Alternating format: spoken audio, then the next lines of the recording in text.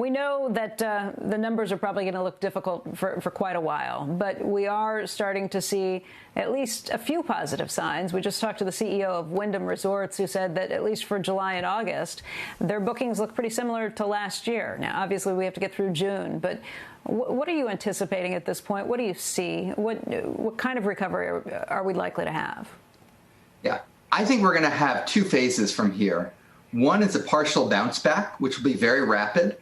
It'll look like we're on the upslope of a V. We've already seen that. When you look at daily data, it bottomed out, it looks like around April 15. You've even seen growth in consumption spending, a decent amount of it, from April 15 to May 15. Problem is that's the low-hanging fruit of growth, where you turn the lights back on, call some of the furloughed workers back. There's a lot more people that aren't coming back to their jobs, businesses that are not going to be revived. And so once you get past that first phase, I think you're in for a long and painful slog. I mean, that's the key. How many of the furloughed workers do you think eventually will come back, or at least over the next several months? There are so many at this point, and something like 2 million of them are anticipating that they won't be there. But more than 18 million of them think they will get called back. Will they? Yeah. First of all, if they all get called back, the unemployment rate is 9%.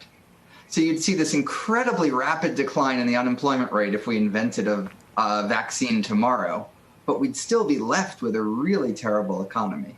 Historically, 70% of people get called back from layoffs. I don't think we have any basis for guessing here, but even in the most optimistic scenarios, there's just such a large reallocation across businesses, across sectors, that it will take a while to get back to where we started, a long time. Hey, Jason, I wish I could see your Twitter feed from the last couple of days. You got to go into exactly what happened and the response you got. It must have been split down party lines, but have you ever had more feedback or pushback, or I don't know what you got from your political piece? And you basically were saying that the people on the right side said that it could be the Democrats' worst nightmare, or Joe Biden's worst nightmare, if what you see comes to pass. I'm sure that it was more nuanced than that, what you were saying. What I think you were saying was that this is not going to be like a depression or a typical recession.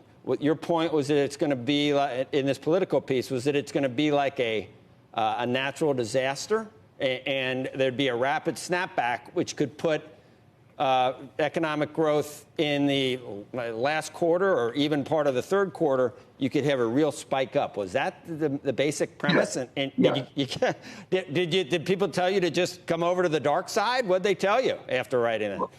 Well, Joe, that was close. It's a partial bounce back. So, when we had the financial crisis in 2009, the unemployment rate hit 10%. It took nearly 4 years to get it down to 8%. This time, I think it's very likely that we're going to see a much more rapid decline in the unemployment rate. That will look really good. In some respects, that will be really good.